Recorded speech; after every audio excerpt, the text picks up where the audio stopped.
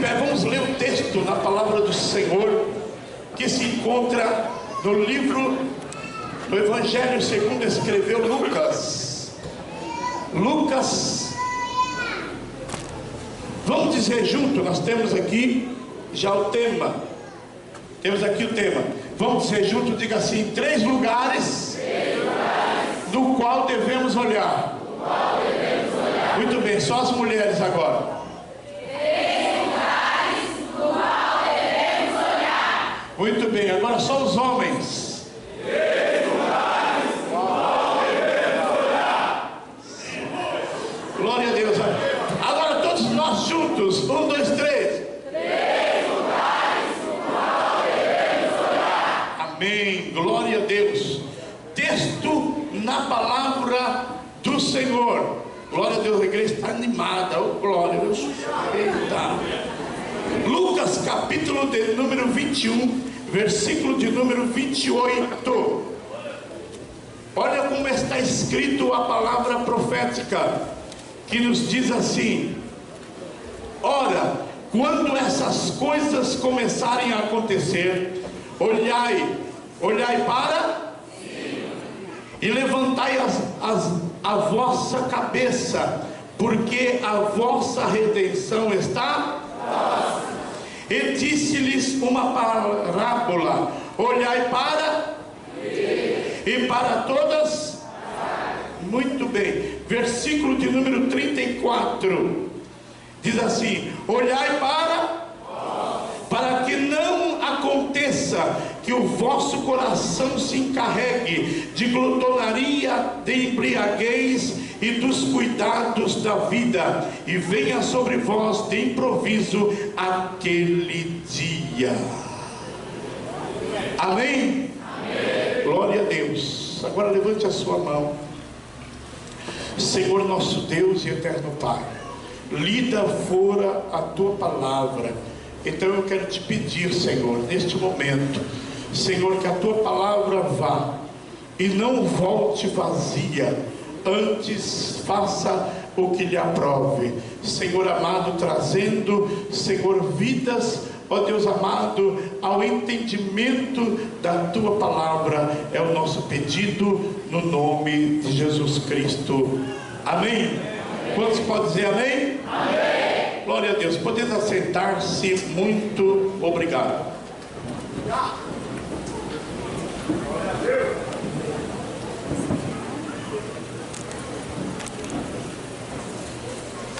Hoje a Santa Ceia está faltando pastores aí, né?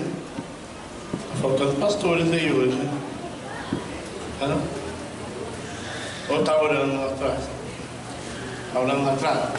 Muito bem. Hoje Santa Ceia do Senhor.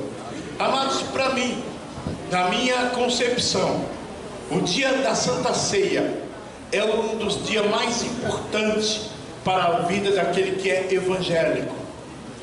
Porque a Santa Ceia do Senhor, ela é para o cristão a comunhão com o Pai, com o Filho e com o Espírito Santo. O próprio Jesus, ele disse que se você não toma a Santa Ceia, você não tem parte com Ele. E você não tendo parte com Jesus, você é um candidato muito forte a ter parte com a outra parte.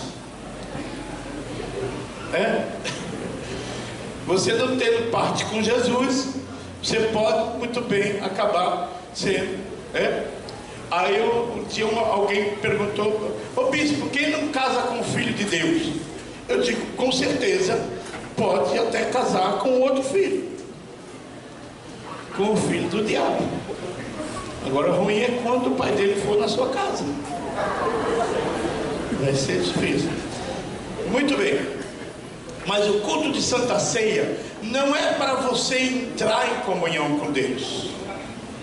O culto de Santa Ceia é para aqueles que já estão em comunhão com Deus. Quantos podem dar glória a Deus aí? Amém? Então aqueles que já estão em comunhão com Deus, eles vão desfrutar da sua presença. E é isso que é importante. Amém? Então, quando Jesus disse sobre isso, ele disse: aquele que não toma a Santa Ceia não tem vida em si mesmo, ele não tem vida espiritual. Muito bem. Então, amados, o texto que nós lemos, ou acabamos de ler, Jesus, ele profetizou, é um sermão profético na montanha, e diante de uma grande multidão, ele propõe para que aquelas pessoas olhassem para 3 lugares diferentes. E esses 3 lugares, eu anotei aqui e estou passando para vocês. São 3 lugares no qual nós devemos olhar. O primeiro lugar que Jesus mandou que nós olhássemos é para cima. Vamos dizer assim? Diga assim: olhar para cima. Dá uma cutucada boa no seu irmão, não deixa ele dormir não. Diga assim: ó irmão, olha para cima.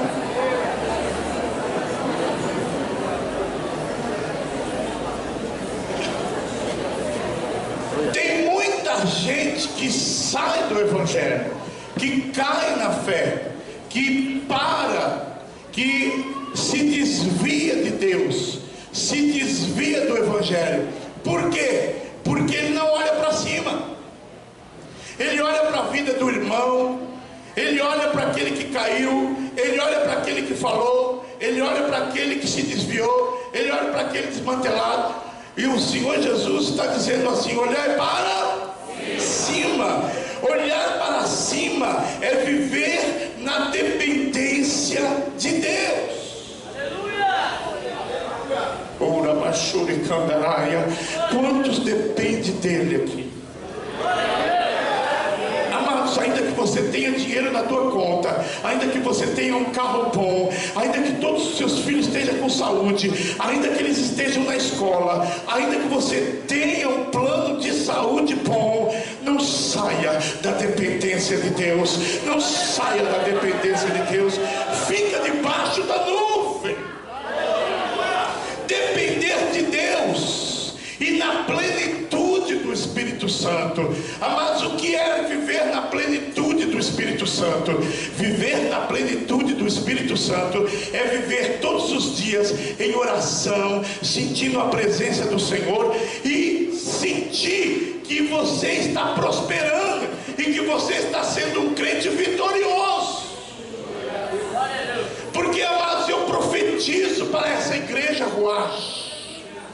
Nós fundamos essa igreja, amados, em 2004, quando voltei da Colômbia, e nós tivemos aí uma visão, de igreja diferente, trouxemos e estamos aqui. Glória a Deus por isso. E eu estou pregando para uma igreja vitoriosa.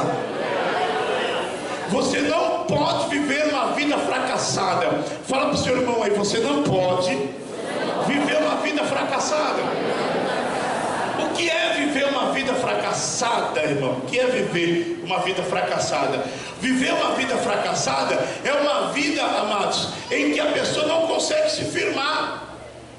Viver uma vida fracassada é uma vida em que a pessoa não consegue orar. Viver uma vida fracassada é uma pessoa que não se alegra na presença de Deus. Ele está sempre triste. Você olha para ele e diz assim: como é que está, irmão?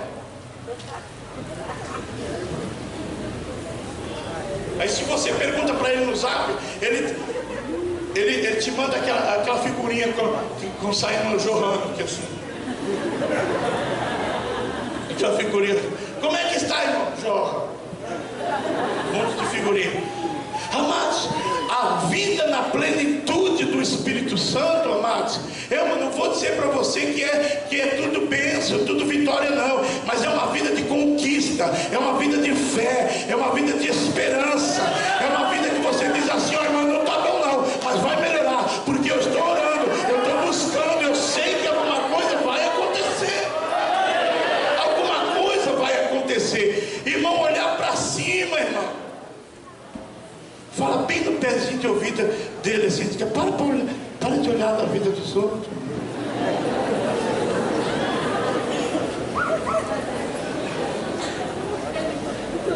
A Bíblia diz assim: olhando para Jesus, que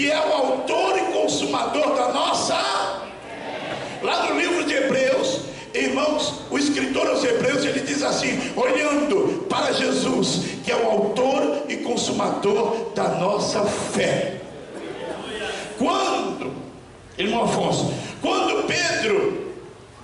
Jesus olhou para os discípulos e diz assim: olha, vocês sobem no barco, e vocês vão atravessar todo o mar da Galileia, só que eu vou na frente, vocês quando vocês estão subindo no barco aí para ir, eu estou indo na frente.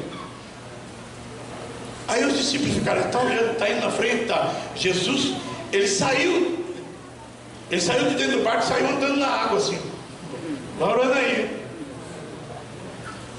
saiu andando sobre as águas, e os discípulos ficaram olhando Jesus foi embora. Mais para frente, a Bíblia diz, amados, que lá vinha Jesus ao encontro dos discípulos, e Jesus estava andando sobre. Muita gente fala mal de Pedro, que Pedro era boca dura, que Pedro negou Jesus por causa da sogra dele, que Jesus curou a sogra dele, mas foi o único que teve fé de descer do barco. Andar numa prancha sobre as águas, tudo bem, o Brasil ganhou até medalha. Agora descer da água, agora ele olha Pedro e diz assim: é tu mesmo? Diz: sim, sou eu, Pedro. Então desce das águas, desce, vem ter comigo.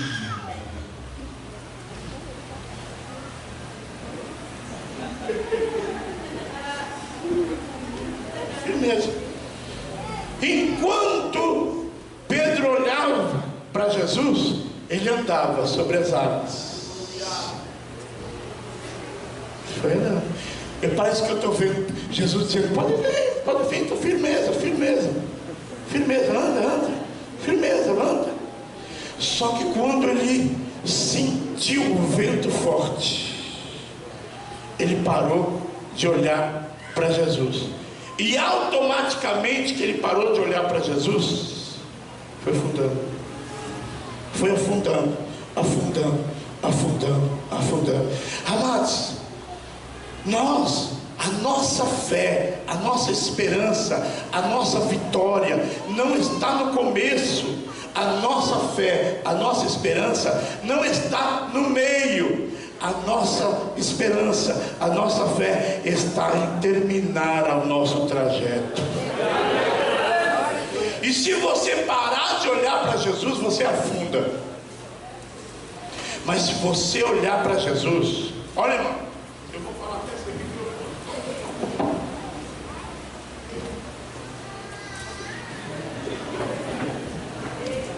Eu aceitei a Jesus em 1981. Se eu fosse olhar a falha dos irmãos, se eu fosse olhar a falha dos pastores, da mulher do pastor, do filho do pastor, da filha da pastora, se eu fosse olhar, irmão, falha de ministério, de igreja,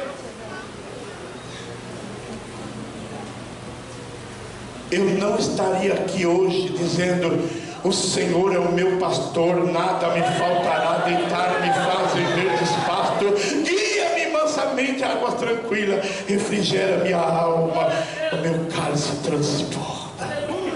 Jamais eu estaria com os meus pés firmes na presença de Deus se eu olhasse falha e dificuldade na vida das pessoas. Mas a minha fé e a minha esperança não está firmada em homens, em ministérios, em pessoas, irmãos, porque pessoas falham, pessoas erram, pessoas dá mancada mesmo, mas Jesus, Ele é fiel, Ele é o Salvador, Ele é aquele que te levantou, que te tirou de um charco horrível de lodo, firmou seus pés numa rocha e pôs um cântico novo nos seus lábios, um hino de louvor ao nosso Deus. Ele é o socorro bem presente na hora da angústia. Dá outra cutucada do seu irmão e diga assim: olha para cima. Olhar para cima é buscar a Deus. e perseverar. Amado, tem pessoa que não consegue ficar 3 meses de pé, irmão. É 3 meses, 20 dias. Ele cai. Aí lá vai ele. O que foi, irmão? Vem fechar a porta. Vem fechar a porta. Amados, seja qual for a prova que você está passando, persevera, irmão. Será que você não consegue ficar 1 ano em pé na presença de Deus? Será que você não consegue perseverar? Será que você não consegue ficar firme na presença do Senhor? Então aquele que olha para cima, ele persevera nas perseguições. Eu tenho uma pessoa que parou de vir na igreja, fui visitar ele. Por que você não foi mais? Ah, irmão, muita perseguição, estão falando de mim.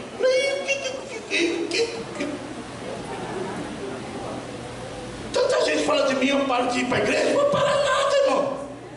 Oxe, agora que eu vou pirraçar o cara mesmo. Eu sei em quem tenho crido, eu vou para o meu lugar. Eu sei em quem me salvou. Quem me salvou não foi José, não foi Antônio, não foi Manuel, não foi Santo Expedito. Quem me salvou, amados, tem a marca da cruz. Quem dá para dar glória a Deus aí, amados? Então olha para cima, na perseguição, persevera nos momentos difíceis da vida. Qual é o seu momento difícil? Qual é o seu momento difícil? Por que você parou de olhar para Deus? Por que você parou de olhar para cima? Pastor João Calixto, um amigo meu, que eu ganhei para Jesus quando ele saiu da detenção, ele me disse que uma mulher teve um sonho. A mulher, ela estava sofrendo muito, o marido tinha deixado ela, estava numa dificuldade, ela não tinha condições de criar os filhos, ela estava numa prova tremenda. E ela, antes de deitar, ela fez a última oração. Ela disse: Senhor, estou fazendo a última oração, eu não vou ser mais crente.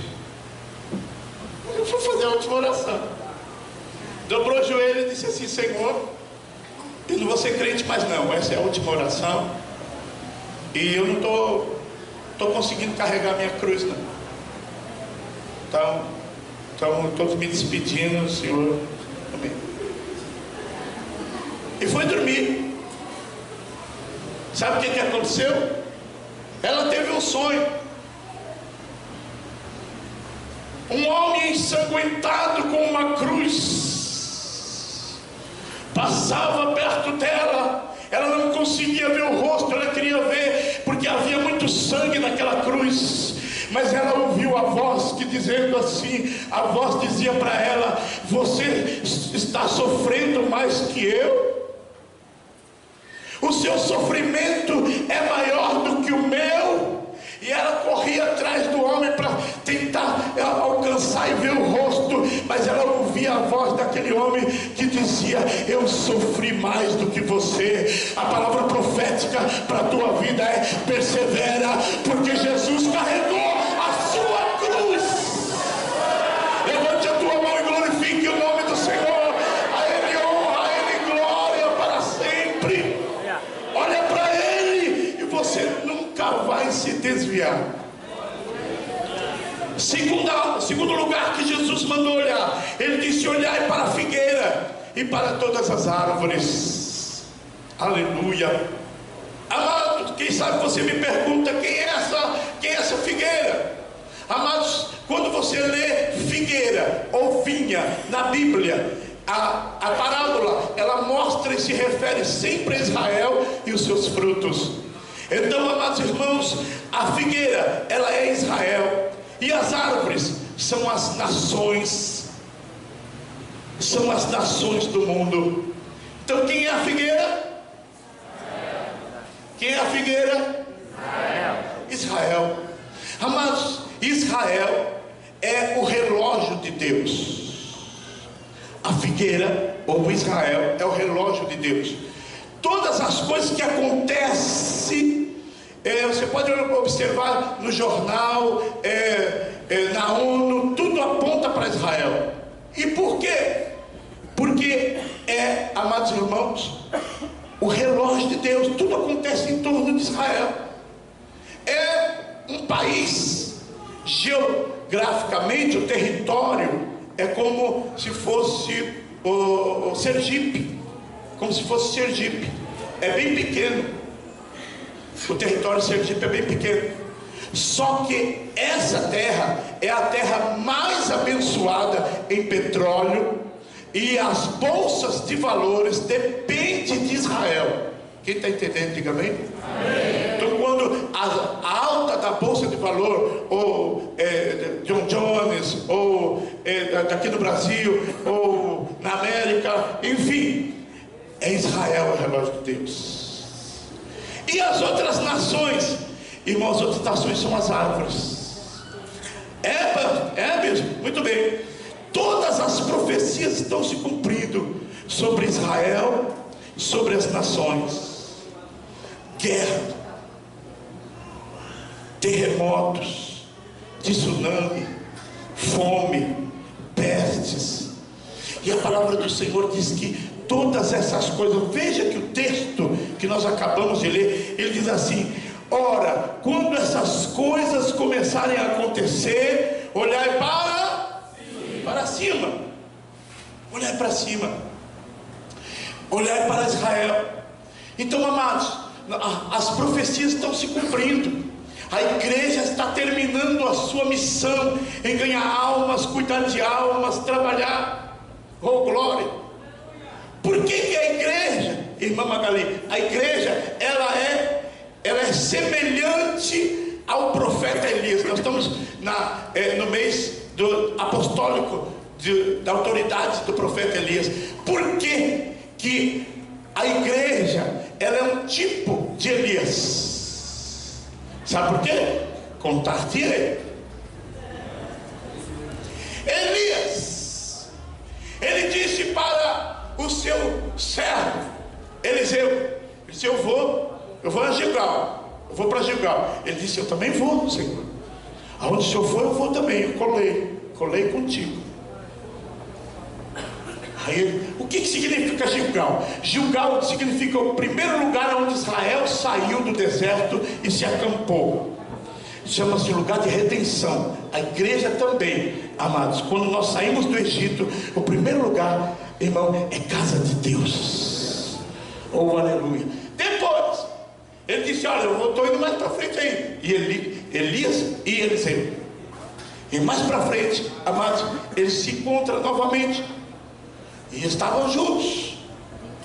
Mas teve um lugar, além do Jordão. Ele olhou assim, viu que Eliseu tinha uma cara de quem está pedindo alguma coisa. Ele disse: pede. O que você quer? Ele disse: eu quero porção dobrada do Espírito que está em você. Aleluia! Primeiro, ele sabia que ele ia enfrentar uma boca quente, Eliseu. Ele ia ficar no lugar de Elias. Ele ia enfrentar, irmão, ele ia enfrentar toda a macumbaria daquela época, Astarote, Azera e todos os macumbeiros da época. Ele ia enfrentar. Então ele disse: olha, só com o que eu tenho, só com o que o Elias tem, não vai dar. Eu tenho que ter 2 vezes mais, senão eu não tenho essa capacidade. Aí, amados, ele disse: olha, se você me ver na hora que eu for tirado de ti, assim será feito. E quando eles passaram junto ao Jordão, veio um redemoinho, carros de fogo, e arrebatou Elias. E Eliseu estava bem pertinho dele, soltou a capa.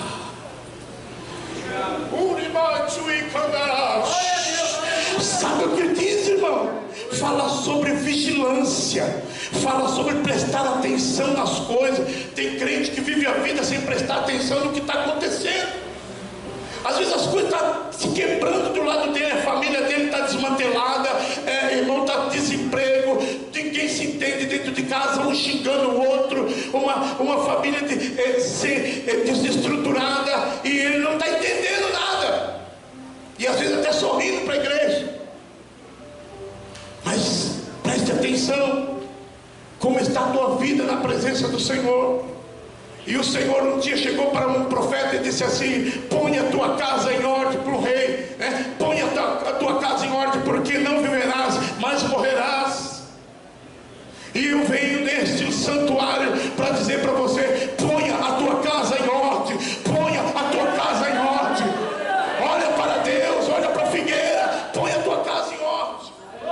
Olhar para a casa dos outros é muito fácil, mas olha para a tua casa. E sabe o que me...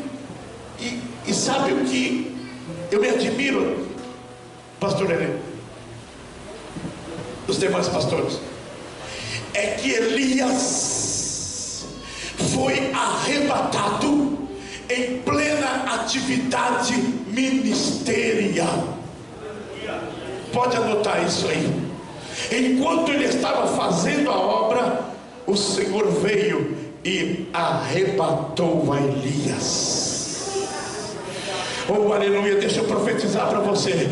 Enquanto você está fazendo casa de paz, célula, encontro, reencontro, sobe no monte, desce monte, visita pessoas, e você vai lá e está arrumando a mesa da comunhão, e está arrumando ali o quebra-gelo, e está trabalhando ali, e daqui a pouco a Bíblia diz que Elias foi arrebatado em plena atividade ministerial. Levante a tua mão e glorifique o nome do Senhor, porque em pleno trabalho o Senhor vai arrebatar a igreja.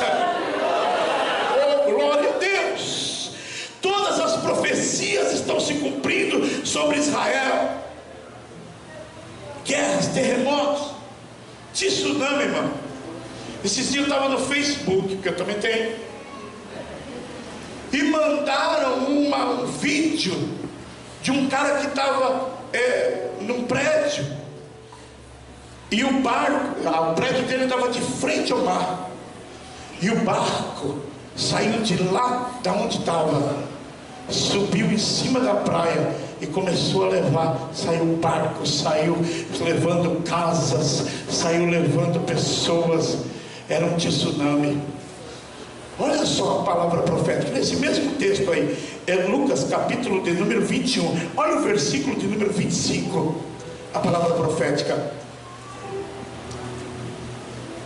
Lucas capítulo de número 21, versículo de número 25. Olha que palavra profética. E diz assim: e haverá sinais no e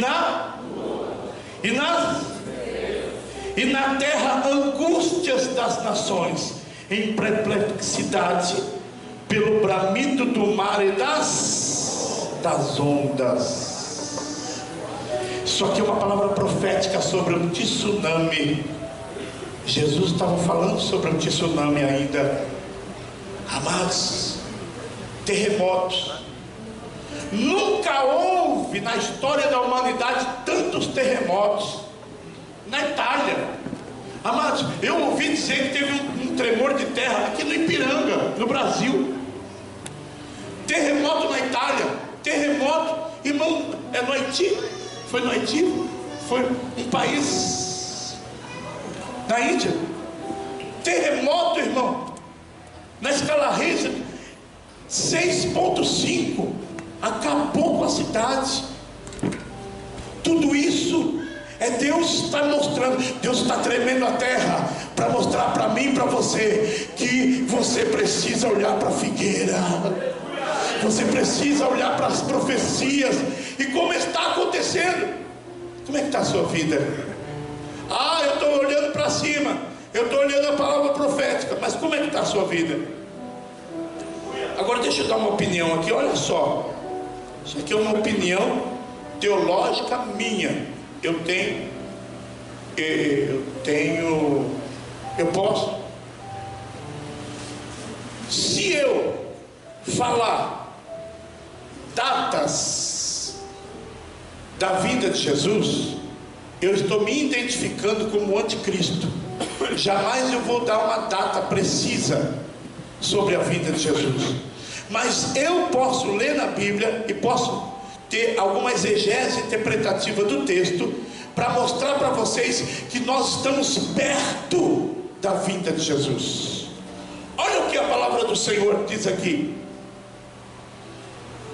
E quando já começar a brotar vós sabeis, versículo de número 30, vendo-as que perto está o verão, assim também vós, quando virdes acontecer essas coisas, sabeis que o reino de Deus está perto. Na verdade vos digo que não passará esta sem que essas coisas, até que tudo aconteça.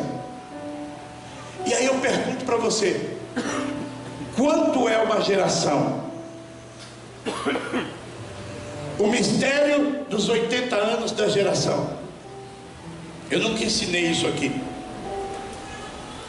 E você que veio domingo, você vai aprender hoje. O que significa uma geração, bispo? Uma geração, ela vai de 80 anos até no máximo 100 anos.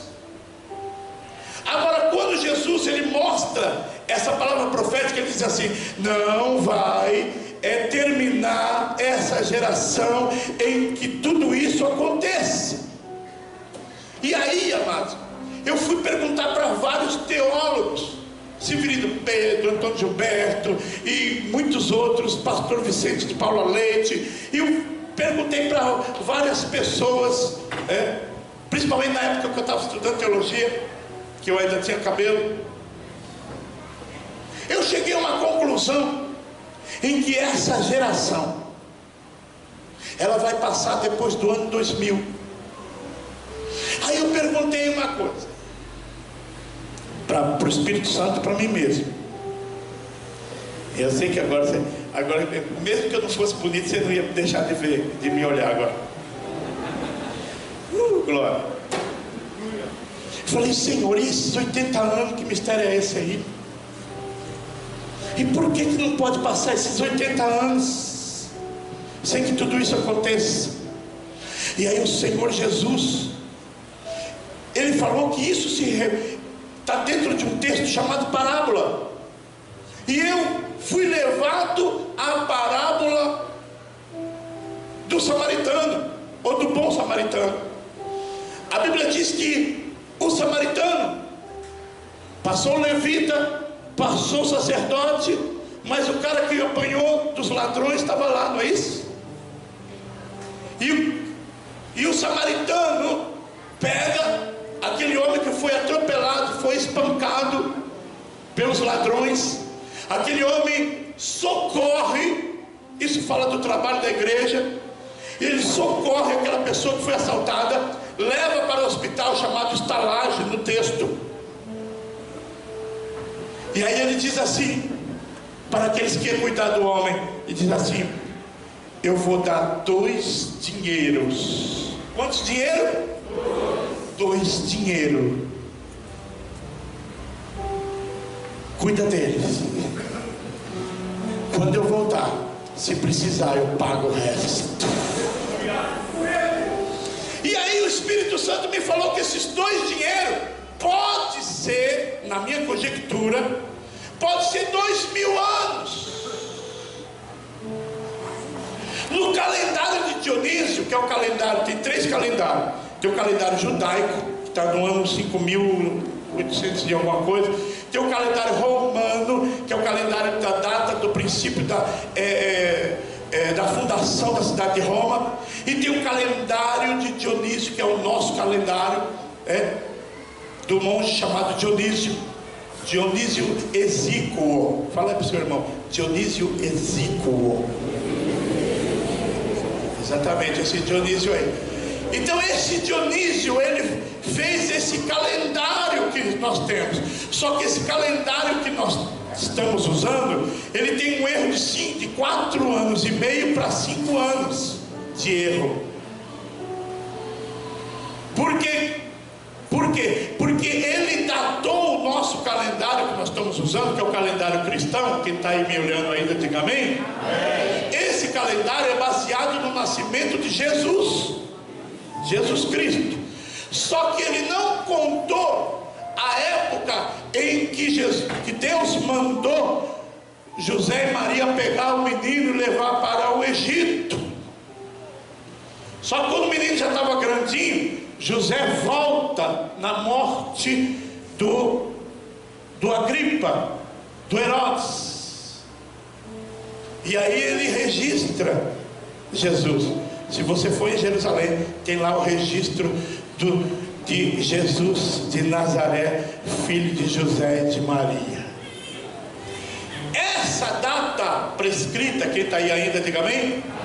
Até agora tem cerca de 2000 anos, mais 80 anos, que é uma geração. Então daqui para o ano 2000 já passou, sim ou não? Sim. Nós estamos dentro dessa geração, amados.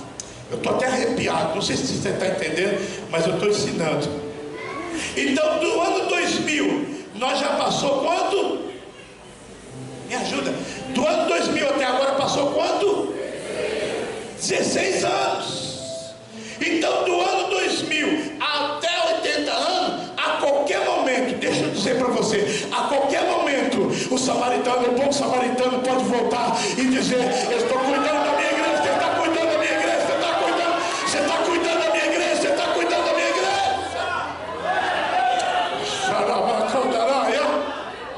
Isso 80 anos pode se cumprir a qualquer momento, irmão, porque nós não sabemos como está o calendário. E eu não vou dar data porque eu não sou anticristo, mas deixa eu te dizer uma coisa: alguma coisa vai acontecer, aleluia, porque a figueira já está brotando, as nações já estão se cumprindo, e o Senhor diz assim, aleluia: eu estou voltando, está próxima a minha vida, está próxima a minha vida. Põe a tua vida em ordem. Terceiro lugar que Jesus mandou olhar para você mesmo.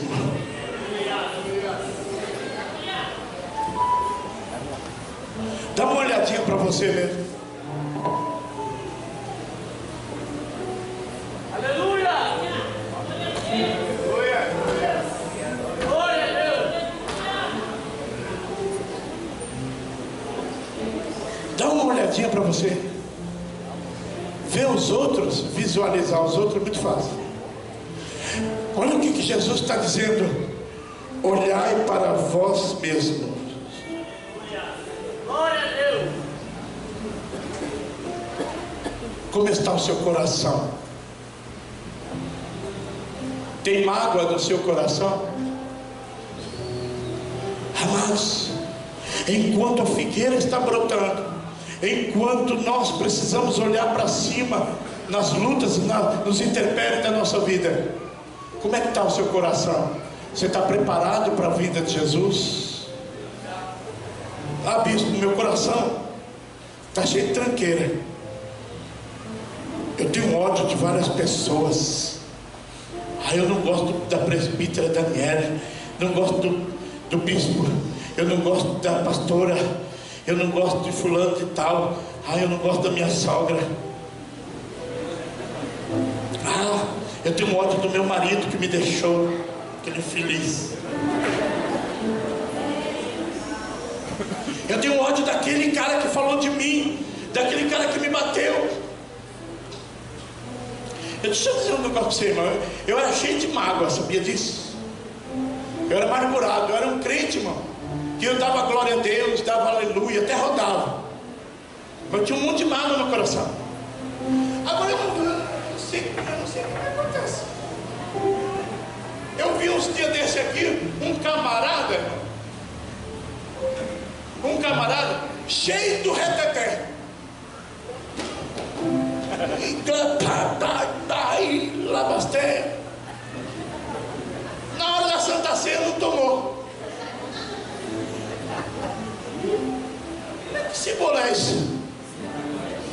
Que negócio é esse? Cheio de unção e de pular e de manifestação. Chegou na hora da Santa Ceia. Que unção é essa? cara está cheio do Espírito Santo e saber. Você está com sapequear com alguém, tá?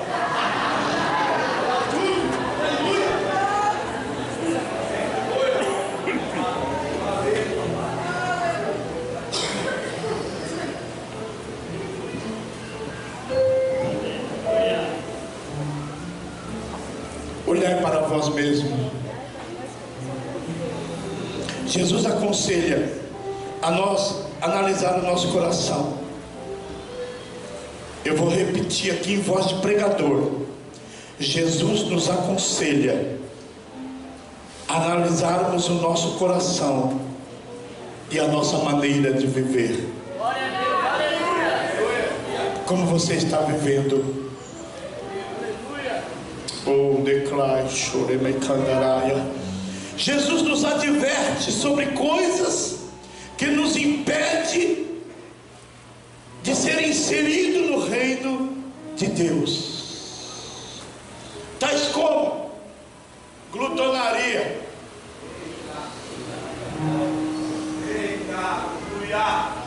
O cara come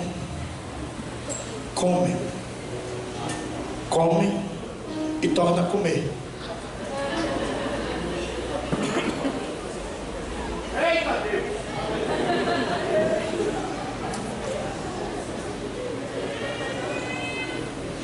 Eu não sei. Amados, a Bíblia diz, olha a palavra profética, que quando Noé entrou na arca, comiam, bebiam e davam-se em casamento, e não se prepararam, até que veio o dilúvio e levou a todos. Você vai lá na churrascaria, tem que pegar fila, todo mundo um desespero para entrar, tem que marcar horário. Aqui não, mas São Judas, você chega lá, tem fila para entrar. McDonald's, tem fila para entrar no McDonald's. Amados, o dia desse eu estou dirigindo o carro aqui, aí eu entrei para a direita. Eu falei, o trânsito não vai não, né? Aí quando eu olhei assim, a fila embocava no McDonald's. Eu digo, eu estou errado. Comiam, bebiam e davam-se em casamento, e não viram a hora que Noé entrou na arca. Mas tem gente que come tanto. Eu estou até vigiando agora, porque o negócio é... Tem um restaurante lá indo para Suzano, do lado de cá tem aqueles... Não é peixe não, como é que chama? Camarão, irmão. É camarão. Eu fui com o pastor Fábio, com a minha família. Todos nós estávamos comendo. A irmã disse que não ia comer, mas acabou comendo também. E aí eu vi quando o Fábio encostou.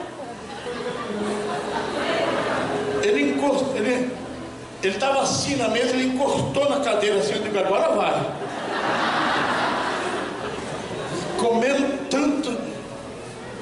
Amados, a palavra do Senhor diz aqui que é para nós vigiar nesse negócio.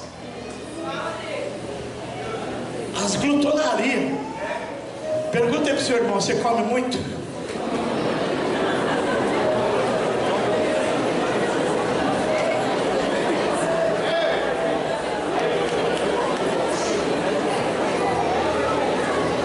Hein, pastor? Tem um cara que come na bacia, mano.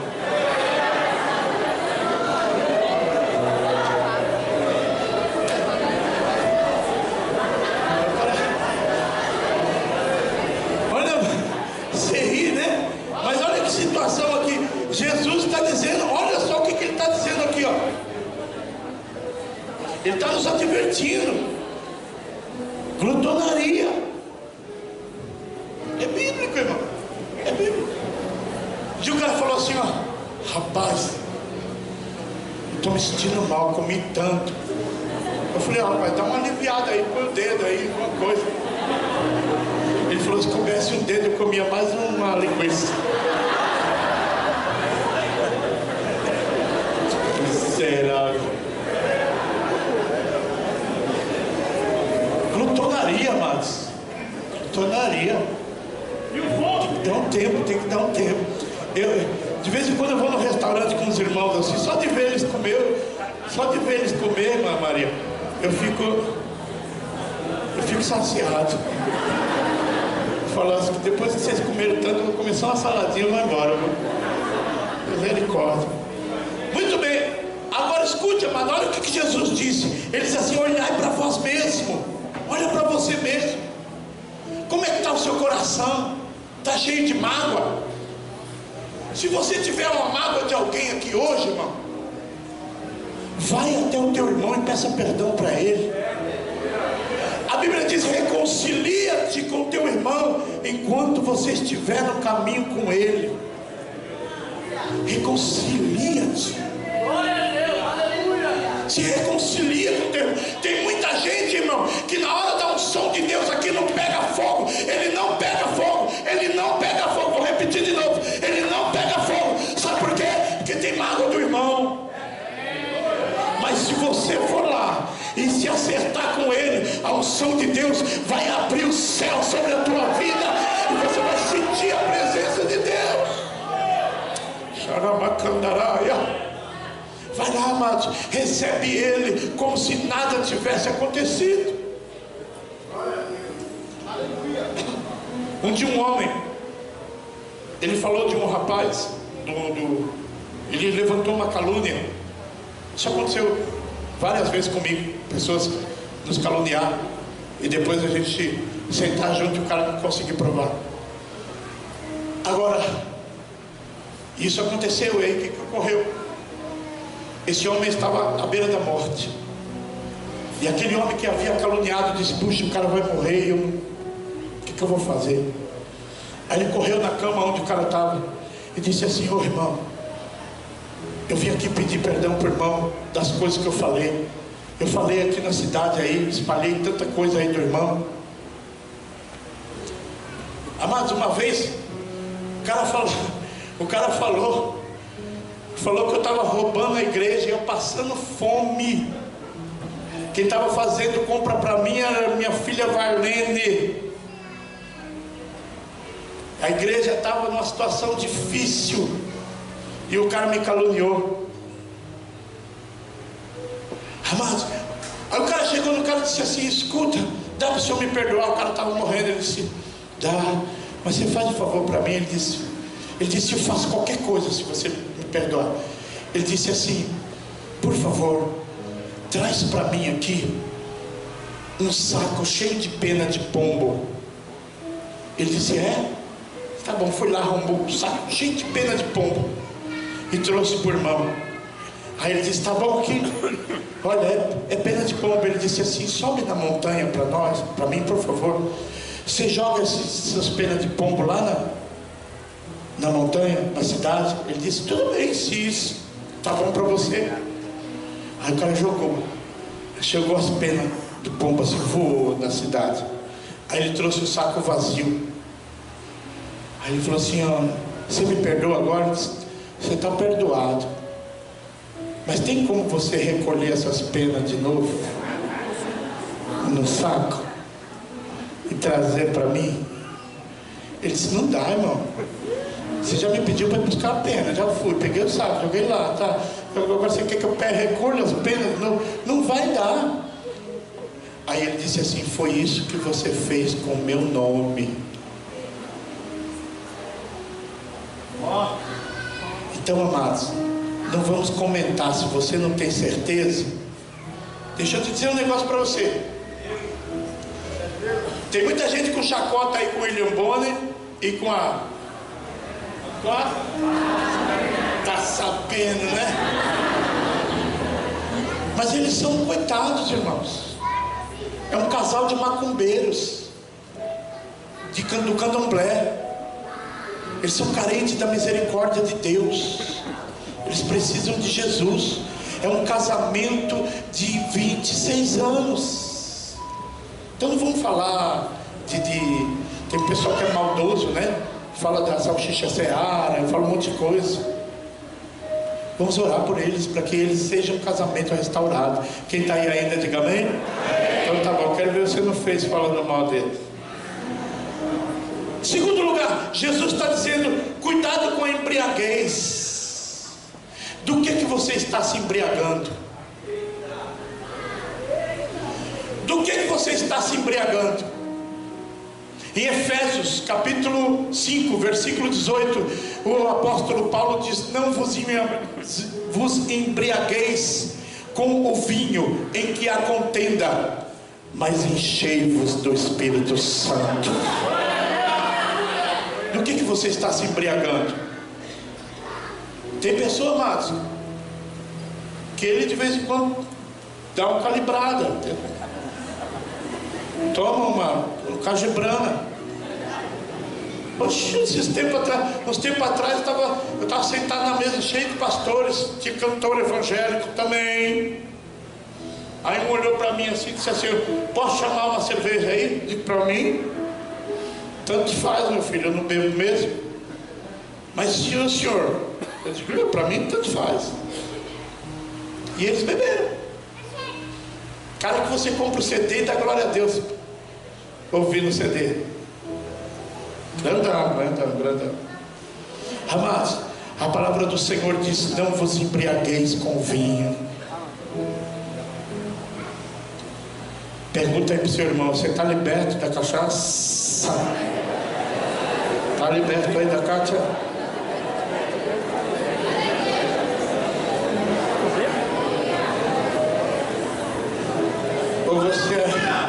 Ou você ainda de vez em quando toma umas talagadas boas?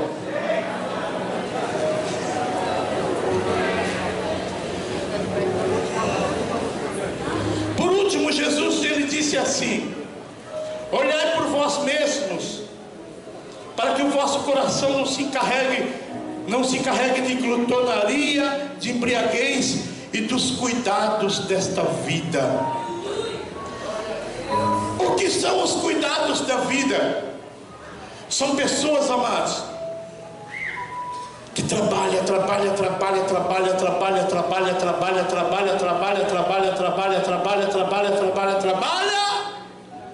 e não tem tempo de servir a Deus. Se não der para dar glória, diga ai, ai, ai. Fechei a Bíblia. Fechei a Bíblia. Eu vou repetir: o cara trabalha, estuda, trabalha, e não tem tempo de servir ao Senhor. Aqui Jesus está dizendo sobre os cuidados desta vida. Olha, amado, você não pode ser um irresponsável. Você tem que pagar suas contas, sim. Você tem que estudar, sim. Você tem que estudar, amado. Se você ainda não se formou, procure se formar, estude. Eu quero uma igreja inteligente, eu quero uma igreja formada. Agora não esquece de Jesus, não. Não se esquece de Jesus. Fica de pé. Vamos dizer junto, diga assim: olhai para cima, olhai para a figueira e olhai para vós mesmos. Amados, nós precisamos olhar para nós mesmos. Eu não estou aqui te julgando, não. Eu estou aqui como anjo do Senhor, com a espada na mão, para dizer tudo que de Deus me é mandado.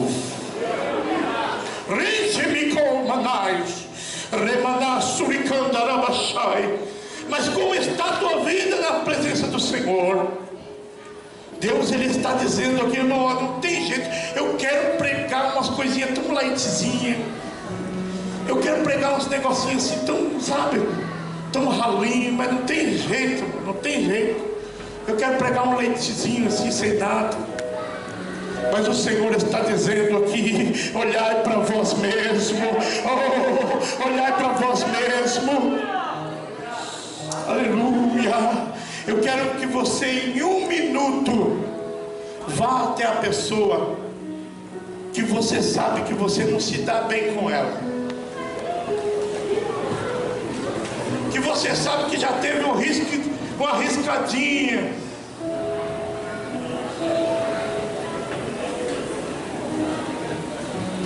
dá uma chegadinha lá, dá um abraço nele, dá um abraço nela, ou quem sabe aí na esposa mesmo, que você sabe que deu uma brigadinha, vai lá,